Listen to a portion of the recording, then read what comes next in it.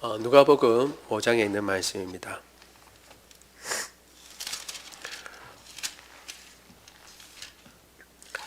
제가 가진 성경으로 신약 95쪽에 있습니다. 누가복음 5장 1절로 11절까지의 말씀을 봅니다.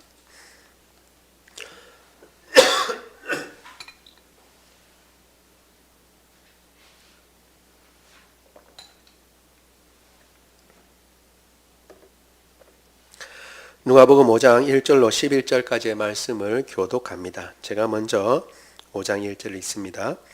무리가 몰려와서 하나님의 말씀을 들을새 예수는 게네사렛 호숫가에 서서 보시니 어부들은 배에서 나와서 그물을 씻는지라. 예수께서 한 배에 오르시니 그 배는 시몬의 배라. 육지에서 조금 떼기를 청하시고 앉으사 배에서 무리를 가르치시더니 말씀을 마치시고 시몬에게 이르시되 깊은 데로 가서 그물을 내려 고기를 잡으라. 시몬이 대답하여 이르되 선생님 우리들이 밤이 새도록 수고하였으되 잡은 것이 없지만은 말씀에 의지하여 내가 그물을 내리리이다 하고 그렇게 하니 고기를 잡은 것이 심히 많아 그물이 찢어지는지라. 이에 다른 배에 있는 동무들에게 손짓하여 와서 도와달라 하니 그들이 와서 두 배의 체음에 잠기게 되었더라. 시몬 베드로가 이를 보고 예수의 무릎 아래 엎드려 이르되 주여 나를 떠나소서 나는 죄인이로소이다 하니 이는 자기 및 자기와 함께 있는 모든 사람이 고기 잡힌 것으로 말미암아 놀라고 세베대의 아들로서 시몬의 동업자인 야고보와 요한도 놀랐습니다. 예수께서 시몬에게 이르시되 무서워하지 말라 이제 후로는 내가 사람을 취하리라 하시니 같이 읽습니다. 그들이 배들을 육지에 대고 모든 것을 버려두고 예수를 따르니라. 아멘.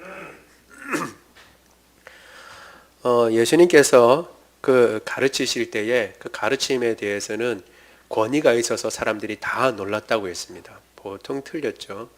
그래서 예수님께서 사탄의 시험을 받으시고 난 뒤에 갈릴리 일대에 말씀을 전하셨고 또 본 동네인 동네에서 고향에서도 말씀을 전하셨는데 거기에서는 배척을 받았다 그랬습니다.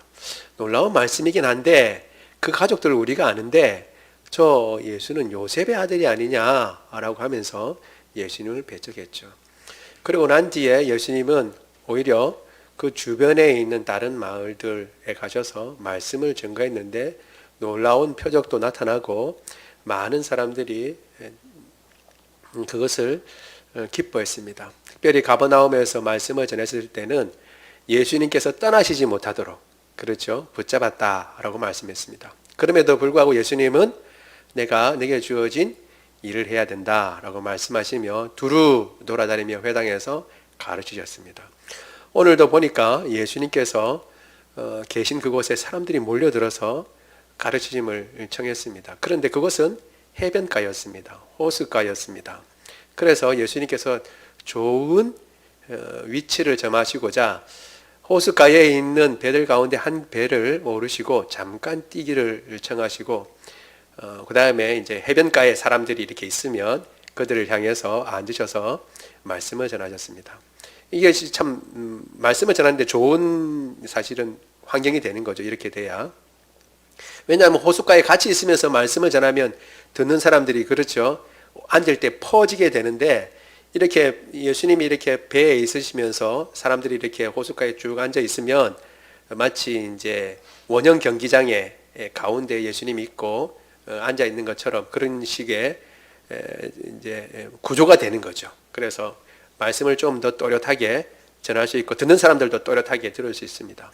그렇게 전하시고 난 뒤에 갑자기 그 배의 주인인 시몬에게 베드로입니다. 베드로의 배에 올리셨으니까 앉으셨으니까 깊은 데로 가서 그물을 내려서 고기를 잡으라라고 말씀하십니다.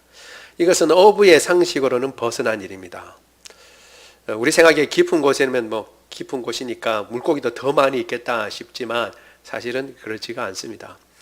그런데도 불구하고 베드로는 그 말씀에 순종하고 그물을 내렸는데 놀랍게도 이 보통의 고기가 잡혀 오른 게 아닙니다. 그물이 찢어질 정도였어요. 그래서 옆에 있는 동업자인 야고보와 요한도 불러서 같이 두 배가 그물을 올렸는데도 그 잡은 고기를 나누어 담았는데도 그 두 배가 잠길 정도로 그렇게 물고기가 많이 잡혔습니다. 그런 가운데 저 같으면 춤추고 난리 나고, 그리고 가버나움 사람 같으면 예수님 이제는 내 배에서 내리지 마십시오. 그리고 난 뒤에 이거 다 놔놓고 예수님 이제는 어디에다가 그물 내릴까요? 이제 주님께서 찝기만 하시면 제가 거기다 그물 내려서 물고기 막 다 잡아, 여기 있는 거 여기 갈릴리 호수에 있는 고기란 고기는 다 잡겠습니다. 이렇게 할 법한데 놀랍게도 베드로는 두려움에 휩싸였습니다. 고기를 많이 잡았는데 오히려 두려워했어요. 그리고 난 뒤에 예수님의 무릎 아래에 엎드려서 저는 죄인입니다. 저를 떠나십시오 라고 말씀을 올렸습니다. 예수님은 무서워하지 말라라고 말씀하시고, 이제까지는 네가 고기를 잡았을지 모르지만 이제는 사람을 취하게 될 것이다. 사람 낚는 어부가 될 것이다 라고 하시면서 베드로에게 사명을 주셨죠. 베드로는 그리고 거기에 그들이라고 나와 있는 걸로 봐서 베드로뿐만 아니라 야고보와 요한도 그때에 다 생업을 포기하고 예수님을 쫓았다. 모든 것을 버려두고 예수님을 쫓았다는 것이 오늘 본문의 내용입니다. 이 내용을 가지고 우리가 몇 가지 살펴보려고 합니다. 첫 번째 우리가 같이 살펴볼 말씀은 같이 읽어볼까요? 시작. 깊은 데로 가서 고기를 잡으라. 맞는 말씀이지. 이왕에 하려면 깊은 곳에 가가지고 그냥 큰 고기를 가득 잡아야지 라고 생각하기 쉽지만, 제가 이미 말씀드렸습니다. 깊은 데에 큰 고기가 있을지는 모르지만 이 당시에 베드로가 갖고 있는 배로는, 그리고 그 도구로는 깊은 데까지 그물을 내리지 못합니다. 지금 치면 원양어선 같은 그런 걸 여러분 생각하면 안 됩니다. 그러니까 그물이 닿는 곳까지가 있는 거죠. 그물이 닿는 곳까지가. 근데 그런다고 할 때에 고기들이 어디에 주로 많이 있냐면, 물론 이제 다 온도에 따라서 시간에 따라서 다 틀리지만 우리가 생각해 보면 베드로가 이제 밤새도록 고기를 잡았다는 걸 봐서는 밤에 고기 잡는 게 더 낫죠. 베드로가 생각할 때는 그 당시에 어부들이 생각할 때는 밤에 그물을 쳐서 고기를 잡아야 제대로 잡힌다고 생각했던 것입니다. 그런데 지금 한낮이고 이미 빈손으로 맹탕하고 이제 그물을 씻고 이건 이제 끝났다는 거죠. 다 이제 정리하는 건데 갑자기 깊은 데로 가서 고기를 잡으라 라고 말씀하시는 것입니다. 이것은 사실은 상식을 뛰어난 말씀입니다. 그런데도 베드로는 다른 말씀을 합니다. 우리 5절 같이 한번 읽어보겠습니다. 5절 시작. 시몬이 대답하여 이르되 선생님, 우리들이 밤이 새도록 수고하였으되 잡은 것이 없지만은 말씀에 의지하여 내가 그물을 내리리이다 하고. 아이고 선생님, 그게 무슨 말씀입니까? 여기 고기 없어요. 여기 고기 없어. 밤새도록 잡았는데 고기 없습니다. 그리고 낮에 그물을 내리면 고기가 잡힙니까? 더군다나 깊은 곳에 그물을 내리라니요. 깊은 곳에는 저 밑바닥에 고기들이 주로 있지. 그래서 깊은 곳에 그물을 내려도 그물이 저 밑바닥까지 닿지도 않고 고기들 없습니다 라고 이야기할 법한데 그렇게 하지 않았어요. 그리고 이미 그물을 씻고 있습니다. 그물을 씻고 이제 예수님을 태웠으니까 이제 끝났다는 거예요. 근데 만약에 허탕쳐서 예수님이 저희 가서 물고기 잡아라 근데 그물 내렸는데 물고기가 없으면 어떻게 되는 거예요? 다시 그물 또다시 씻어야 됩니다. 그러니까 여간 번거롭고 그리고 힘든 일이 아닌 겁니다. 자신의 생각을 뛰어넘는 것이죠. 우리도 한번 생각을 해봐야 합니다. 주님의 말씀을 순종하고자 할 때에 항상 그 말씀이 옳다라고 인정되고 그 말씀이 합당하다라고 납득이 되는 말씀이 있지만, 더러는 우리의 상식과 그리고 우리의 경험을 뛰어넘는 말씀을 하실 때가 있습니다. 그리고 그때에 우리가 어떻게 하느냐라는 것이죠. 어떻게 하느냐. 베드로도 지금 사실 그런 상황에 직면해 있는 것입니다. 자신이 이제까지 해왔던 상식과 그리고 가졌던 경험치에 완전히 다른 주님의 말씀을 하고 있는 것입니다. 우리는 그러면 보통 이렇게 얘기를 합니다. 아이고 예수님은 듣자 하니까 예수님은 목수셨는데 목수시라고 하는데 이건 목수이라고 틀립니다. 목수야 큰 나무를 가지고 이렇게 하면 나무가 크면 좋은 걸 그 큰 가구도 만들고 이렇게 하기가 쉬울지 모르지만 깊다고 해서 그물 내린다고 해서 큰 고기가 잡히는 것도 아닙니다.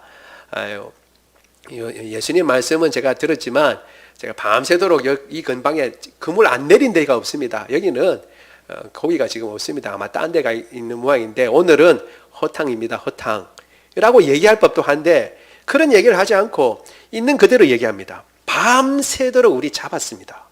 근데 아무것도 잡지 못했습니다. 이건 사실이잖아요. 그 사실을 그대로 이야기하면서 동시에 그러나 밤새도록 잡지 못한 내 경험을 의지하지 않고 지금까지 업으로서 살아왔던 모든 기교나 모든 경험들을 의지하지 않고 그 경험치에 비하면 내릴 수 없지만 주님의 말씀을 의지하여, 핵심이 이거죠. 말씀에 의지하여. 예수님이 그렇게 말씀하시니까 그 말씀에 의지하여 제가 그물을 내리겠습니다 라고 하고 순종했습니다. 여러분, 예수님의 하나님의 말씀이 우리의 생각과 대치되는, 반대되는 경우가 왕왕 있습니다. 아이고, 이 하나님의 말씀이 좋은 말씀이지. 이 말씀 그래, 이 말씀 지켜야지. 그런데 지금 이 상황하고 맞냐? 안 맞다, 안 맞아. 그리고 그때나 옛날에 농업이 있고 아직 산업이 발달되지 않았을 때에 그럴 때나 통용되는 말씀이지 지금 이와 같이 산업이 발달하고 지금 이렇게 우주에 로켓도 지금 쏘아 올리고 사람이 달에 가네 화성에 가네 하는 이런 상황 가운데 이거는 우리는 용납할 수 없다. 이것은 맞지 않는다 라고 말할 수 있습니다. 어떤 경우는 이렇게 말할 수 있겠죠. 다른 경우는 요즘과 같은 때에는 특별히 감정과 관계된 말씀을 하면 사람들이 잘 받아들이지 않습니다. 내 감정을 요즘과 같은 때에 감정을 아주 중요시하죠. 네가 뭐 하고 싶냐? 네 감정이 원하는 대로 해라. 감정을 억누르면 결국은 병난다 라고 얘기를 합니다. 그리고 그 감정을 풀기 위해서 상담도 하고 그 감정을 풀기 위해서 여러 가지 이제 치료도 하잖아요. 그렇죠? 심리적인 치료도 하고 그렇게 합니다. 그런데 주님은 뭐라고 그러시냐면 화를 참아라 라고 얘기합니다. 네 감정이 가는 대로 가는 것이 아니라 화를 참아라. 화내지 마라 라고 말씀하십니다. 원수를 보면 일어나고 그리고 좋은 소리가 안 나고 미워하는 것이 당연한데 원수를 사랑해라 라고 말씀하시는 것입니다. 주님 몰라서 그렇습니다. 저 인간이 어떤 인간인지 주님 아십니까? 그리고 저 사람이 내게 입히고 다른 사람에게 해를 끼친 것이 얼마나 되는지 주님 아십니까? 라고 얘기할 수 있습니다. 그런데 주님께서는 원수를 사랑하라 라고 말씀하십니다. 그리고 오히려 그를 위해서 그가 잘 되도록 기도해 줘라 라고 말씀하십니다. 사실 이것은 우리가 잘 받아들이기 힘듭니다. 그래서 어떨 때는 이를 악물고 순종할 때가 있어요. 여러분, 우리가 뭔가 먹을 때 어떤 거는 약 같은 경우는 어떻게 해요? 이거 안 먹으면 안 나으니까 억지로 먹습니다. 약을. 신데 어떤 신거는 어떻게 해요? 눈물을 흘리면서 먹죠. 안 넘어가는 거 꿀꺽 먹입니다. 애들 어렸을 때 잘 못 넘길 때 약 먹이면 보면 잉잉 울면서 물 마시고 넘기면 된다 꿀꺽 하면 물 마시고 넘기면 꿀꺽 했는데 어떻게 해요? 물만 넘어가고 약은 그대로 있잖아요. 그래서 그대로 또 보이고 또 해가지고 먹는 애도 곤욕이죠. 그래서 가루약을 주기도 하는데 알약을 먹어야 될 때는 그렇게 해서 곤욕해서 어떻게 눈물 흘리면서 먹어야 됩니다. 왜? 먹어야 그 약을 먹어야 나으니까. 마찬가지로 주님의 말씀 순종해야 되는데 이 껄끄러워 순종하기가 힘들 때가 있습니다. 여러분 항상 좋게 순종하는 것은 아닙니다. 그러면 어떻게 해요? 눈물 흘리면서 순종할 때가 있어요. 우리 말대로 하면 속이 뒤집어지는데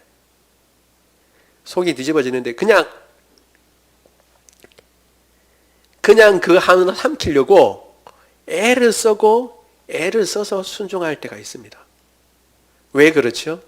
내 생각하고 경험치하고 내 마음하고 다르고 주님이 이걸 요구하시는데 내 생각은 완전히 다르기 때문에 그래요. 그런데 그럼에도 불구하고 주님 말씀이니까 베드로가 얘기하는 것처럼 주님 말씀을 의지하여 순종하고자 하려고 하니까 쉬운 건 아니죠. 그렇게 해서 그 말씀을 순종하는 것입니다. 다시 말씀드립니다. 항상 납득이 되고 그 말씀이 옳다고 해서 우리가 순종하는 것이 아니라 어떤 경우에는 전혀 다른 것, 지금과도 맞지 않는 것 같은 그 말씀을 하시는데 그 말씀이 계속 마음에 울리고 그 말씀을 순종하지 아니하고는 배길 수가 없으니까 그 말씀에 순종하는 것입니다. 그렇게 베드로는 순종했습니다. 내 경험치와는 다르지만 주님 말씀하시니까 순종합니다 라고 얘기를 했습니다. 여기도 우리가 한번 생각해 볼 수 있는 거지, 베드로가 왜 이런 마음을 가졌을까? 배에 있으면서 베드로는 어떻게 해요? 예수님이 말씀하시는 그 모든 말씀을 가르치심을 같이 들었습니다. 그렇죠? 그 말씀의 권위에 베드로는 놀랐습니다. 그 말씀에 대해서 놀라운 것이 있었죠. 그런데 그 말씀을 하신 예수님이 느닷없이 지금 나의 경험치와 다른 어떤 이야기를 하시는 겁니다. 깊은 곳에 가서 그물을 내려라. 아니, 이 말씀은 내가 듣기 좋았는데, 은혜의 말씀인데 저 말씀은 나의 지금 형편과 전혀 다른 말씀을 하고 있는 거예요. 여러분, 우리도 여기에서 일치를 보아야 합니다. 베드로처럼. 저렇게 좋은 은혜의 말씀은 내가 받아들이고 좋다, 그 정말 굉장한 말씀이다 라고 인정을 하지만, 이런 말씀에 대해서는 이거는 내가 손해도 보고 그거는 안 돼, 이거는 맞지 않는 말이야 라고 할 수는 없는 것이죠. 베드로도 지금 그 말씀을 듣고 전혀 예수님의 말씀에 공감하고 아마도 존경을 피웠을지 모르겠습니다. 그런데 지금 그 말씀을 하신 예수님이 전혀 자신의 경험과는 다른 말씀을 명령하시는 거예요.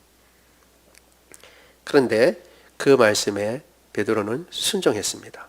그물을 내린 것입니다. 여러분, 하나님의 역사는 말씀을 듣는 데에만 있는 것이 아니라 듣고 순종하는 데에 나타난 줄 믿습니다. 모든 역사는 순종할 때에 나타나는 것입니다. 베드로가 이렇게 순종할 때에 놀라운 일이 일어났습니다.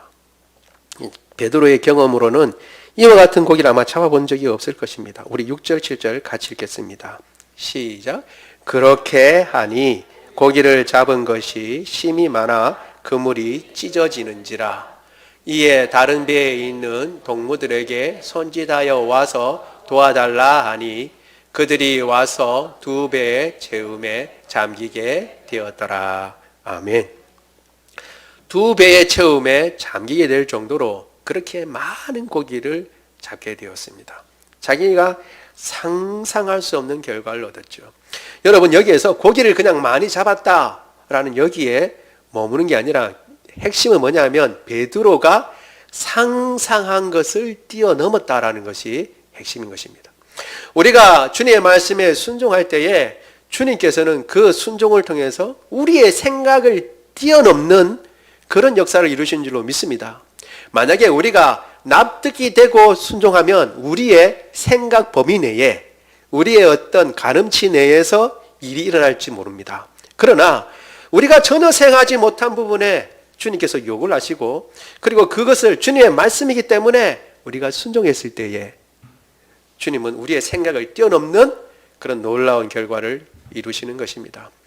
우리가 왜 많은 주님 이적을 많이 경험하지 못하는가, 혹은 하나님께서 우리에게 주신 것들, 그 주님께서 베푸시는 은혜들을 많이 누리지 못하는가, 가만히 생각해 보면 어떤 경우는, 다 그런 것은 아니지만 우리가 마땅히 순종해야 할 것을 그냥 지나가고 그건 말이 안 된다고 넘어가고 이것은 참으로 순종하기 어렵다고 뒤로 미루고 제쳐놓고 행하는 가운데 우리가 그 경험을 하지 못하는 경우도 있다고 생각이 됩니다.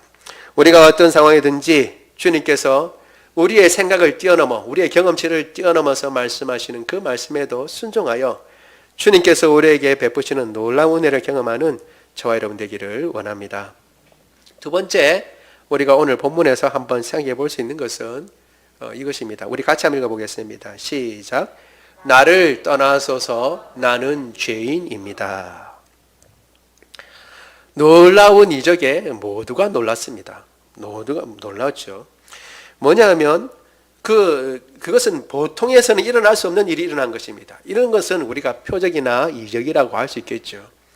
그냥 물고기 어부가 물고기 잡는 게 뭐가 이적이냐 생각할지 모르지만 그것이 얼마나 큰지 자기의 배뿐만 아니라 또 다른 배의 사람들까지 합체해서 그물을 올렸고 그리고 그 고기를 나눠 실었는데도 두 배가 다 잠길 정도로 그렇게 물고기가 많았다는 것은 이것은 보통 이적이 아닌 것이죠. 우리 9절 한번 읽어보겠습니다. 9절 시작.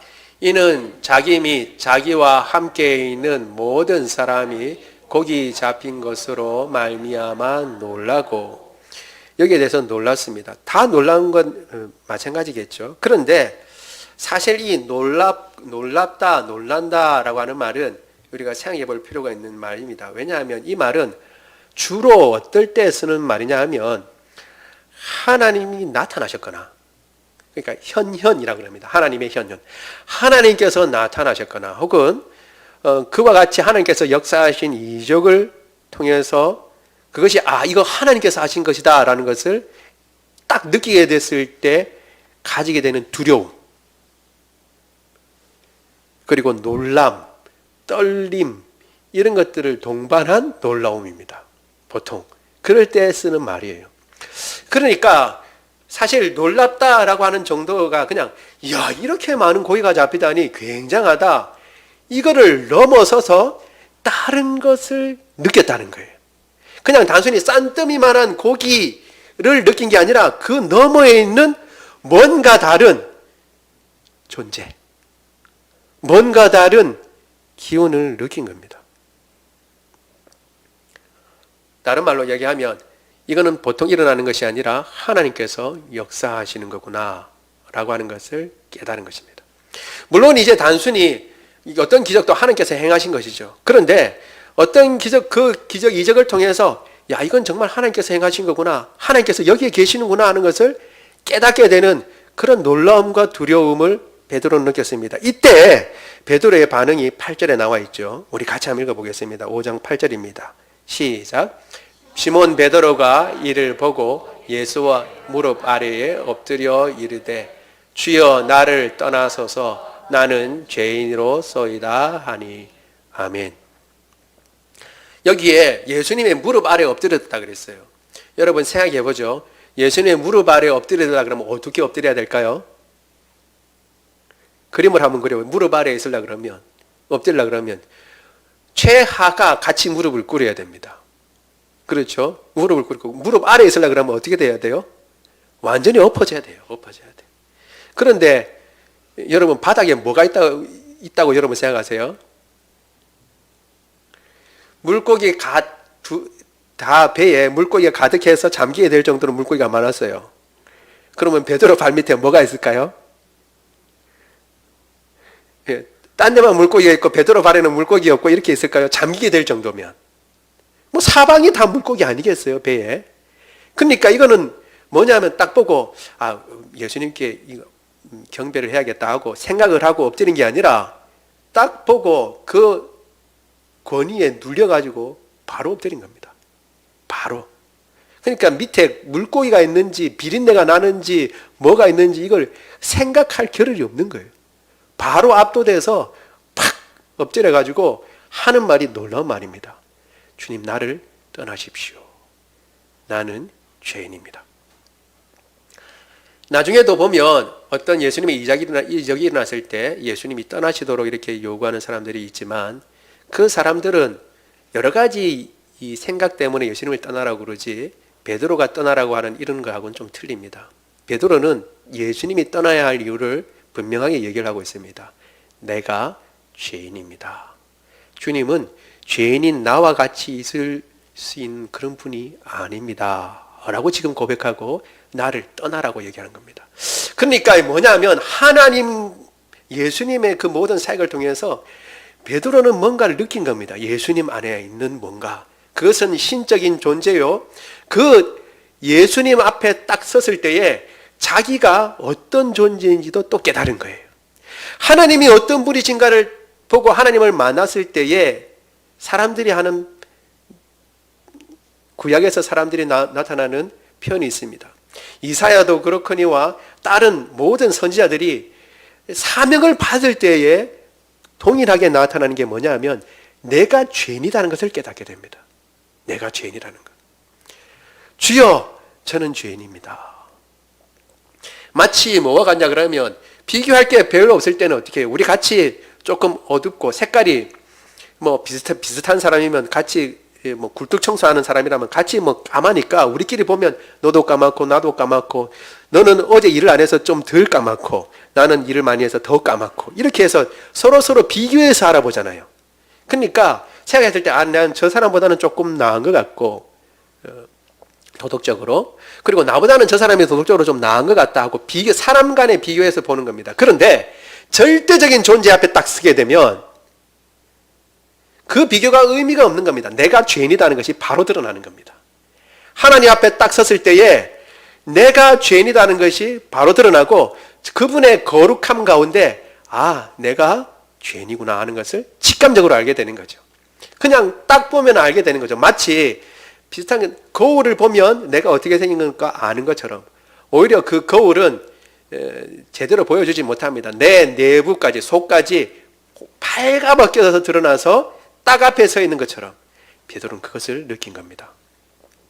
그 거룩하심 앞에서 그 존재 앞에서 내가 죄인인 것을 명확하게 아니까 견딜 수가 없는 것이죠. 베드로는. 그래서 어떻게 해요? 주님은 저와 함께 있을 수 있는 분이 아닙니다. 저를 떠나십시오 라고 이야기를 하는 것입니다.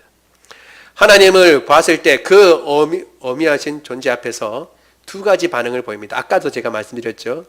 예수님을 떠나기를 원한다 이렇게 얘기를 했는데 어떤 사람들은 죄인인 것을 고백하지 않는 사람이 있습니다. 그건 뭔가 다른 이유가 있어서 예수님을 떠나라고 얘기한 거예요. 재산상의 손해라든가 다른 것 혹은 자기의 죄를 느꼈을 수 있을지 모르지만 그것을 나타내기는 싫은 거죠. 하나님의 말씀을 대할 때나 하나님에 대했을 때도 마찬가지입니다. 하나님을 분명히 보았지만 알아요. 이건 하나님의 역사라는 걸 알아요. 그런데 어떻게 해요? 그것보다 더 큰 게 있는 겁니다. 내가 죄인이라는 것을 고백하지 아니하고 어떻게 해요? 그냥 빼려고 하는 거죠. 그 앞에 그냥 있기가 싫은 겁니다. 왜? 그 앞에 있으면 내가 죄인인 것이 드러나니까. 드러났을 때 베드로처럼 제가 죄인입니다 라고 고백하는 사람이 있는 반면에 빼는 사람이 있어요. 주님 지금은 말고 나중에 다시 이런 형편과 사정이 더 좋아지면 그때 제가 주님 다시 뵙고 그때 제가 주님 앞에 제가 죄인인 것을 고백하겠습니다 라고 하고 뒤로 물러서는 사람이 있는 것입니다. 아예 이 이적도 표정만 보고 아이고 이 놀라운 물고기만 많다라고 하고 그 뒤에 있는 어떤 의미를 전혀 보지 못하는 사람이 있는 반면에 그런 것을 느끼면서도 뒤로 빠지는 사람이 있고 베드로처럼 거기 앞에 자기 자신을 똑바로 보고 주님 앞에 바로 엎드리는 사람이 있는 것입니다. 우리는 주님께서 역사하시는 그 역사를 볼 때에 정직하게 베드로와 같이 비록 쉽진 않겠지만 주님 앞에 엎드려야 할 줄로 믿습니다. 하나님을 보면 누가 보이냐면 내가 보이는 것입니다. 왜 성경에서 하나님에 대해서 말씀을 하고 있냐면 하나님을 알면 알수록 누가 보이냐 하면 내가 보이는 것입니다. 우리는 그저 있을 때에 나도 괜찮은 사람 같고 혹은 내가 죄인이라고 생각하지만 그 죄가 뭐 그냥 그렇게 딴 사람도 짓는 그런 죄, 뭐 그렇게 다 죄 짓지 뭐 이렇게 하면서 그냥 넘어갑니다. 그런데 절대적인 그분 앞에 서게 됐을 때는 도대체 부인할 수 없고, 그리고 그분 앞에 섰을 때는 몸을 감출 수가 없는 것입니다. 베드로는 지금 그런 상황 가운데 있는 것입니다. 예수님의 그 거룩하심, 그리고 주님의 임재 가운데 들어가서 그분과 함께 있을 수 없는, 교제할 수 없는 죄인인 것을 깨닫게 되고 알게 되고, 그래서 주님을 떠나시도록 요청하고 있는 것입니다. 여러분, 우리가 주님을 만나 뵀을 때에, 그리고 또 주님께서 행하시는 모든 일들을 우리가 보면서 먼저 가져야 할 것은 그 일의 표면적인 것만 보는 것이 아니라 그 일의 이면적인 것, 주님께서 어떻게 행하시는 것도 보아야 하고, 그리고 그런 일들을 보았을 때에 하나님 앞에서 내 자신이 어떤 존재인가를 늘 생각하고 그분 앞에 무릎을 꿇는 사람이 되어야 할 줄로 믿습니다. 사실 거기서부터 시작하는 거예요. 나는 죄인입니다 라고 했을 때 주님께서는 너는 이제 라고 얘기를 하고 있습니다.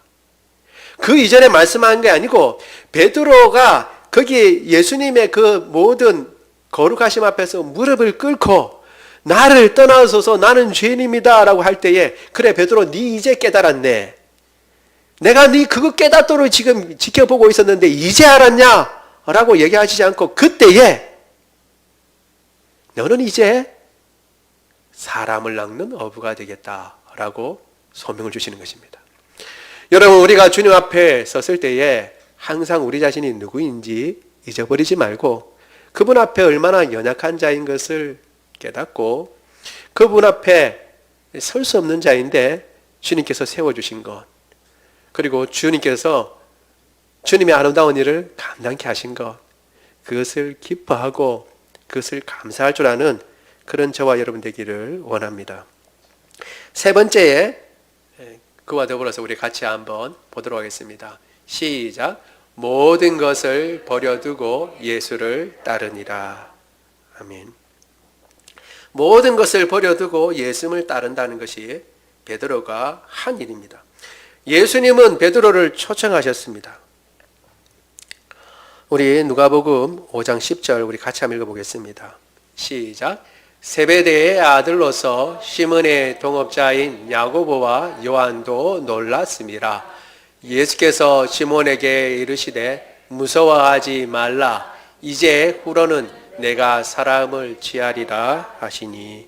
아멘. 사람을 잡겠다라는 거죠. 사람을 취하겠다라고, 이제 후로는 내가 사람을 취하겠다라고 말씀하십니다. 먼저 예수님은 베드로에게 말씀하십니다. 두려워하지 마라, 무서워하지 마라 라고 안심을 시키십니다. 그리고 난 뒤에 사명을 주시죠. 이미 말씀드린 대로 내가 할 수 있다라고 하는 것을 조금이라도 갖고 있는 사람은 사명을 온전히 감당할 수 없습니다. 오히려 베드로같이 저는 죄인입니다, 주님 어떤 것도 할 수 없습니다 하고 겸허하게 주님 앞에 엎드리는 사람을 통해서 주님은 주님의 일을 하는 것입니다. 만약 똑똑한 사람한테 주님의 일을 맡긴다면 그는 그 똑똑함 가지고 자신의 똑똑함을 의지하고 그것대로 행할 것입니다. 그러나 연약한 사람인 것을 인정하고 주님 저는 할 수 없습니다라고 인정하는 사람한테는 주님께서 말씀하시면 주의 말씀대로 순종할 것입니다. 사실 주님의 역사는 주님의 말씀에 순종하는 것을 통해서 아까 말씀드린 것처럼 일어나는 것입니다. 내가 계획하고 내가 행한 대로 행한다고 주님의 역사가 일어나는 것이 아니라 그것조차도 주님께서 은혜 주시는 가운데 주님의 뜻을 쫓아 행할 때에 주님의 역사가 일어나는 것입니다. 그래서 언제든지 나는 죄인입니다, 나를 떠나소서. 오라 나는 망하게 되었도다. 나는 죄인 중에 망하게 되었다. 하나님을 보면서 오히려 나는 망하게 되었습니다. 왜? 거룩한 그분을 뵈니까 내가 죄인이고 망하였다고 마땅한 자임을 알게 됩니다 라고 할 때에 주님께서 그 사람을 들어서 주님의 아름다운 일을 맡기시는 것입니다. 그래서 예수님께 사명을 받았습니다. 그런데 우리가 한 가지 생각할 게 있습니다. 뭐냐 하면 베드로가 이때 예수님을 처음 만났냐 아니에요. 오늘 복음, 누가복음에는 이게 처음 만난 것처럼 보이지만 사실은 이전에 예수님을 만난 적이 있습니다. 요한은 그걸 썼어요. 요한복음 1장 40절 41절 같이 한번 읽어보겠습니다. 시작. 요한의 말을 듣고 예수를 따르는 두 사람 중에 하나는 시몬 베드로의 형제 안드레라. 그가 먼저 자기의 형제 시몬을 찾아 말하되 우리가 메시아를 만났다 하고, 메시아는 번역하면 그리스도라. 아멘.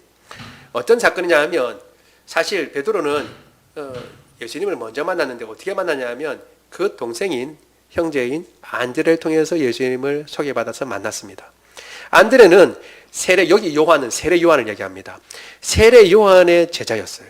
그런데 세례 요한이 예수님을 보고 세상 죄를 지고 가는 하나님의 어린 양이다 라고 증언을 합니다. 그 이야기를 듣고 요한의 제자 가운데 예수님이 그럼 메시아인가 하고 예수님한테 넘어온 사람들이 있어요. 적지 않은 사람이 세례 요한에서 따르다가 예수님께로 넘어옵니다. 특별히 세례 요한이 나중에 잡히게 되니까 더 많이 넘어왔죠. 그 가운데 안드레가 있었던 겁니다.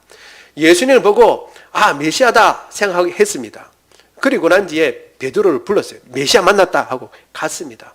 갔는데 메시아를 예수님을 만났는데 그 뒤에 별다른 얘기가 없어요. 그 말은 뭐냐 하면 처음에 따르고 이렇게 했지만 별 감흥이 없었다는 거죠. 자신들의 어떤 생각하고 달랐던 거죠. 그러다가 이제 또 와가지고 자기는 또 고기 잡고 있었던 겁니다. 자기 또 생활하고 있었던 거죠. 그런데 이제 예수님께서 다시 가셔서 누구의 배에 오르신 거예요? 베드로의 배에 오르신 것입니다. 전에는 뭐예요? 요한의 증언을 받고, 세례 요한의 증언을 받고 먼저 찾아가고 안드레의 증언을 받고 예수님을 찾아갔습니다. 그리고 난 뒤에 자기가 생각했던 어떤 메시아관이 있었겠지요. 그런 것하고 예수님하고 잘 안 맞았어요. 그리고 뭔가 잘 지속되지 못하고 이렇게 떨어져 나와 있었습니다. 근데 이제는 예수님이 찾아가십니다. 베드로를 찾아가세요.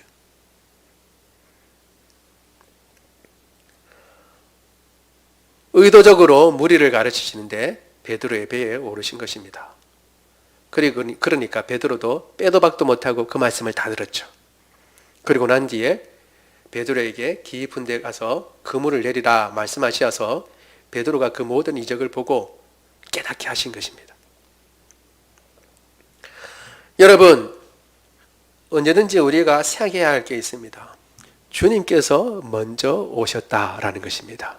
주님께서 먼저 오셨다. 우리는 생각할 때 제가 어떤 이런 분도 만났어요. 어떤 권사님은 자기가 있는데 예수를 믿지 못했는데 갑자기 교회 가고 싶은 생각이 들었답니다. 교회 가서 너무 힘들고 어려운데 교회 가서 기도해야겠다라는 생각이 들어서 무작정 보이는 교회, 아무 교회나 가서 그냥 무조건 들어가서 그냥 자기 신세 한탄했다고 그래요. 그때는. 그렇게 하면서 한참 그렇게 기도하고 울고불고 하니까 마음이 편안해지더랍니다. 그러니까 그 뒤에 계속 교회를 다니기 시작하고 믿음을 가졌다고 그래요.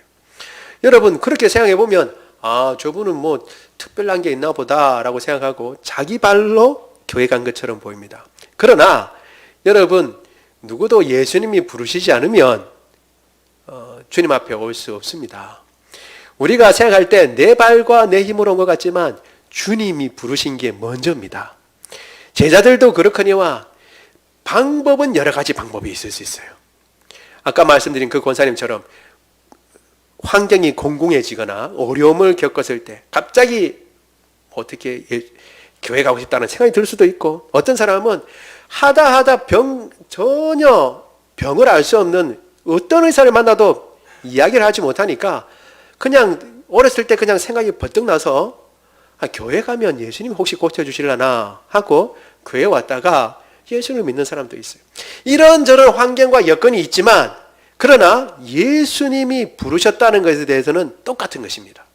베드로와 안드레가 먼저 예수님을 만나러 간다고 갔지만 거기서는 아무런 효념이 없었습니다. 그러나 예수님이 찾아와서 만나주셨을 때에 그들은 예수님을 온전히 보게 되는 것입니다.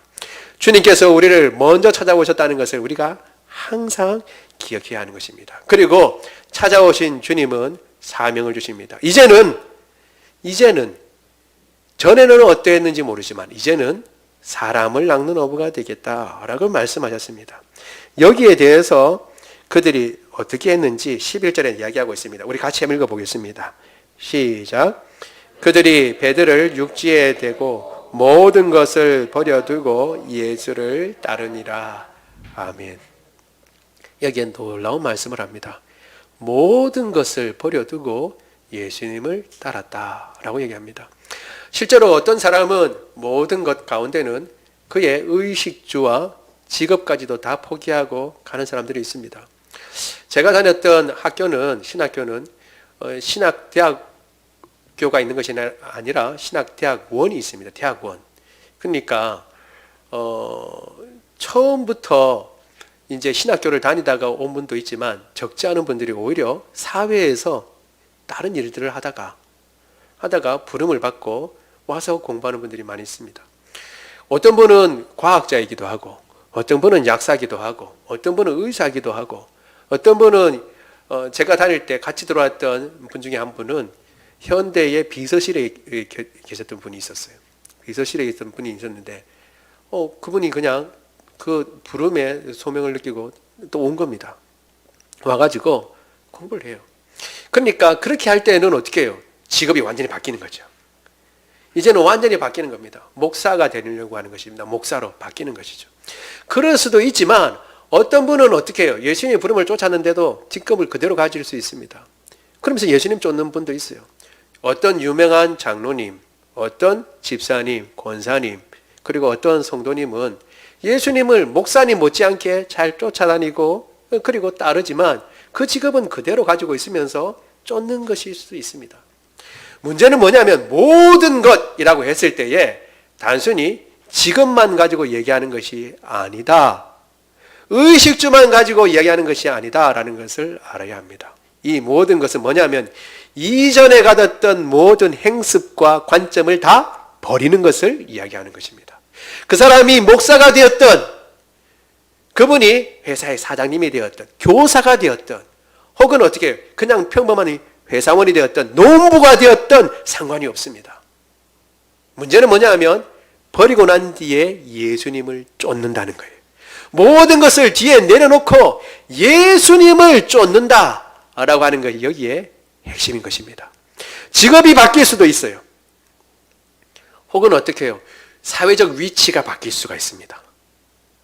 제가 아는 어떤 학자인데 경제학자입니다. 그분은 당신이 말씀하시기를 전두환 대통령 때에 현대경제연구소에 계셨는데 그때는 현대라는 경제연구소는 나라의 어떤 경제의 어떤 지표를 하는데 앞장섰던 데입니다.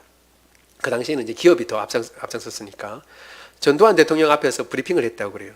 경제가 어떻게 되고 한국이 어떻게 된다고 그런 분이었어요. 그런데 예수님을 제대로 믿으려고 하니까 다 하나씩 내려놓습니다. 다 내려놓. 직급이 다 이제 뭐 사람들이 전부 다 안 해줘요. 나중에는 이제 경제학자인데 나중에는 키르기즈스탄의 선교사님으로 가시게 됐어요. 여러분 그렇게 되는 경우도 있습니다. 혹은 어쩌면 예수님 믿는데 더 올라갈 수도 있어요. 요셉처럼 감방에 간수로 있다가 쭉 올라가서 갑자기 총리가 되는 경우도 있는 것입니다. 문제는 뭐냐 하면 총리가 되든 혹은 어떤 직업을 가지든 위치가 어떻게 바뀌든 그것이 중요한 것이 아니라 모든 것을 버려두고 예수님이 가장 중요한 분이 되고 첫째가 된다는 것이 중요한 것입니다. 지금 베드로는 그리고 그를 따르는 그와 함께 세베대의 아들 야고보와 요한은 다 내려놓고 예수님을 쫓았습니다. 우리의 부름도 다르지 않을 거라고 저는 생각합니다. 우리가 다 직업을 버리고 목사나 혹은 전도사가 되었다는 것은 아닐지라도 우리가 그 이전에 행했던 모든 행습을 뒤로하고 예수님의 부름 앞에 순종하기 위하여 이제 다른 것을 쫓던 것 내려놓고 예수님을 쫓고 예수님만을 높이고 그분을 따라 살아가야 하는 사람이 되어야 할 줄로 믿습니다. 베드로는 자신의 연약함을 깨닫고 나는 죄인입니다. 주님 나를 떠나십시오 라고 말씀했고 주님은 그 베드로를 오히려 잡아다가 너는 이제 사람을 낚는 어부가 되게 하겠다라고 소망을 주셨고, 그 소명 앞에 베드로는 모든 것을 내려놓고 예수님을 쫓았습니다. 비록 우리도 연약해서 버렸다가도 다시 주섬주섬, 그리고 다시 이제 요거는 좀 너무 아까운데 요거는 좀 뺐다가 좀 더 가지고 있다가 하다가 또 혼나고 또 내려놓고, 또 혹은 깨닫고 또 내려놓고 할지는 모르지만 결국 우리가 가는 방향은 다 버리고 예수님을 쫓는 방향으로 우리는 가고 있는 줄로 믿습니다. 이 삶을 우리가 잘 살고 주님을 온전히 쫓아가는 저와 여러분 되기를 원합니다. 우리 말씀을 생각하며 같이 기도합니다.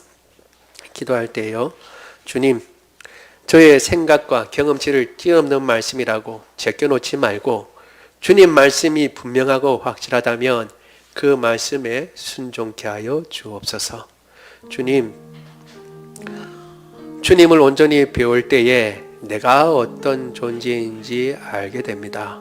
사람들이 보기에는 멀쩡하고 그럴듯한 사람이라고 생각하지만 나를 가장 잘 아시는 분이 주님이시고, 주님 앞에, 그 거룩한 분 앞에 섰을 때에 완전히 저의 존재가 드러나게 됩니다. 그 앞에서 죄인인 것을 인정하고 그 앞에서 겸허히 주님 앞에 엎드릴 줄 아는 사람이 되게 하여 주옵소서. 또한 하나님 아버지, 주님께서 주신 사명 귀한 줄 알고 나의 모든 것 내려놓고 그 사명을 쫓아 주님을 쫓아 살아가는 인생, 주님 부족하고 연약하지만 끝까지 붙잡아 주셔서 그 주님 쫓아가는 그 삶을 잘 완수할 수 있도록 도와주옵소서. 우리 같이 한 목소리로 기도하도록 하겠습니다. 사랑이 많으신 하나님, 주의 은혜를 인하여 감사를 드립니다. 오늘도 주님께서 우리 베드로를 부르신 그 사건을 통해서 우리 자신도 살펴보게 하시고, 우리 자신도 그 베드로에 이입하여 주님께서 베드로에게 행하신 그 말씀, 정말 베드로서는 상상을 할 수 없고 도저히 순종할 수 없는 말씀, 그러나 베드로는 그 말씀 앞에 주님의 말씀이 오니 제가 그물을 내리겠습니다 라고 내렸을 때에 놀라운 역사가 일어난 것들을 우리가 보았고, 그 역사 앞에 물질적인 풍요와 그 물고기만 본 것이 아니라 베드로는 그 뒤에 있는 하나님의 역사를 볼 줄 알았고, 그 하나님 앞에 자기가 얼마나 초라하고 연약한 존재인지, 그분을 배웠을 때에 내가 얼마나 죄인인지 직감적으로 알고 엎드릴 줄 알고 주님 앞에 경배하고 무릎 꿇을 줄 알았다는 것, 그리고 주님께서 이제 사람을 낚는 어부가 되게 하겠다라고 했을 때에 주저하지 않고 하나님, 주님, 내가 내일 따르겠습니다 하지 아니하고, 혹은 이것이 갖추어지고 난 뒤에 저것이 구비되고 난 뒤에 따르겠습니다 하지 아니하고 바로 주님 쫓아가며 주님 다 버리고 주님만을 높이고 살아갔던 것, 하나님 아버지 쫓아갔던 것 우리가 살펴보았습니다. 주님, 우리의 삶도 그렇게 인도하여 주옵소서. 하나님 아버지, 우리가 베드로 사도와 같이 그렇게 하나님 아버지 달려가지는 못하고, 하나님 아버지 주님 연약한 가운데 주님 달려가지만, 그러나 그것이 우리가 가야 할 방향인 줄은 우리가 알고 있습니다. 주님, 무엇보다도 주님보다 높아진 것, 주님보다 귀하게 여기는 것, 그리고 옛날 습관들, 옛 하나님 아버지 주님 세상에 가졌던 모든 관점들 다 내려놓고 주님 온전히 쫓아 주님의 뜻을 이룰 수 있도록 주님 도와주시옵소서. 이것은 하나님 앞에서 내 자신을 볼 때에, 내가 어떤 존재인지 깨달게 됐을 때에, 하나님 아버지 겸손히 주님을 따를 때에나 가능한 것입니다. 겸손한 마음을 주시고 하나님 아버지 세상에 썩어질 것, 없어질 것, 그거 하나님 아버지 목매달아 아버지 참으로 그것을 붙잡고 있는 것이 아니라 영원한 주님의 나라를 바라보며 주님을 쫓는 지혜와 명철을 허락하여 주옵소서. 힘도 허락하여 주옵소서. 사랑이 많으신 하나님 아버지, 우리 가운데 혹 연약한 자들이 있습니까? 오늘도 주님 새 힘과 새 능력 주옵소서. 두통 고쳐 주옵소서. 불면증을 주님께서 고쳐 주옵소서. 평안한 잠을 허락하여 주옵소서. 하나님 아버지, 또한 류마티스 관절염 고쳐 주옵소서. 모든 부인병 주님 고쳐 주옵소서. 모든 호르몬들이 제 기능을 발휘하고 하나님 아버지 머리를 항상 맑도록 주님께서 붙잡아 주옵소서. 뼈 마디마디가 제자리를 찾고 근육이 하나님 아버지 제자리를 찾고, 그리하여 건강하고 강건하여 주님 맡겨주신 사명 능히 감당할 수 있도록 주님 도와주옵소서. 우리 주 예수 그리스도 이름으로 기도드리옵나이다. 아멘. 다 같이 일어나셔서 찬양합니다.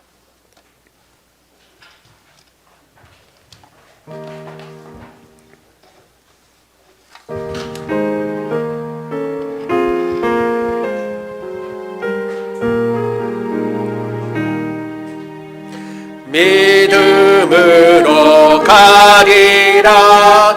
주님 가신 고난의 길, 주님 말씀 붙잡고 승리하며 살아가리.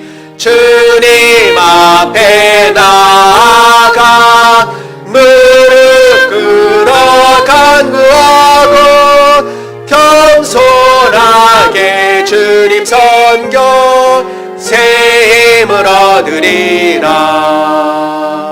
고난 중에 있을 때 소망 중에 기뻐하며 주님 말씀 따라서 기쁨으로 살아가리.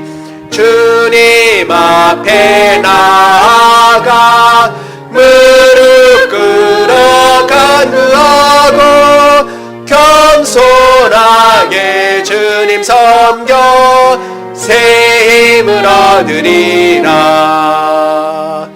악한 세력의 워사 큰 고난이 닥쳐와도 주님 말씀 붙잡고 권능으로 물리치리. 주님 앞에 나아가 무릎 꿇어 간구하고 겸손하게 주님 섬겨 새 힘을 얻으리라. 아멘. 지금은 우리 주 예수 그리스도의 은혜와 하나님 아버지의 무궁하신 사랑하심과 성령님의 교통하심이 나의 생각과 경험치를 뛰어넘는 말씀이라도 하나님의 말씀이니 그 말씀 순종하고 또한 주님을 참으로 배웠고 주님 행하시는 그 모든 일에 겉표면만 보는 것이 아니라 그 내면에 일하시는 하나님을 알아보고 겸손하게 그분 앞에 내가 어떤 존재인지 날마다 고백하며 주님께서 내게 주신 사명 귀한 줄 알고 그 사명을 위하여 다 버려두고 주님을 쫓아가며 주님 닮아가며 살겠다고 다짐하는 주의 모든 백성들 머리 위에 지금로부터 영원토록 함께 하시기를 간절히 축원하옵나이다. 아멘.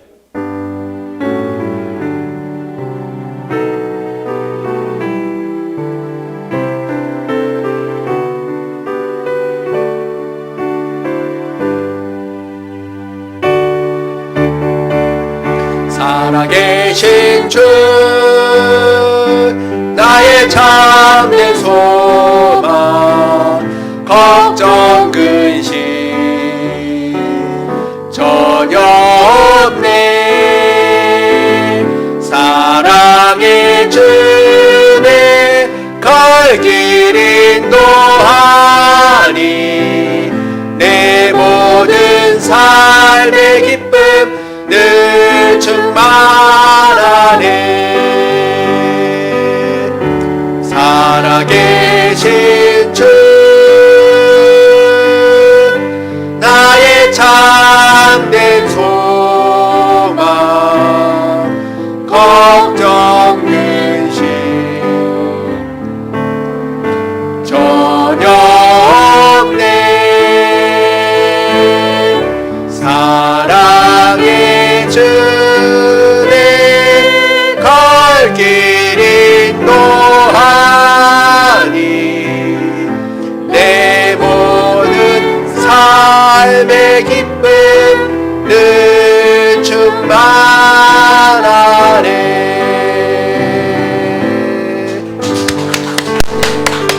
모든 예배를 마쳤습니다.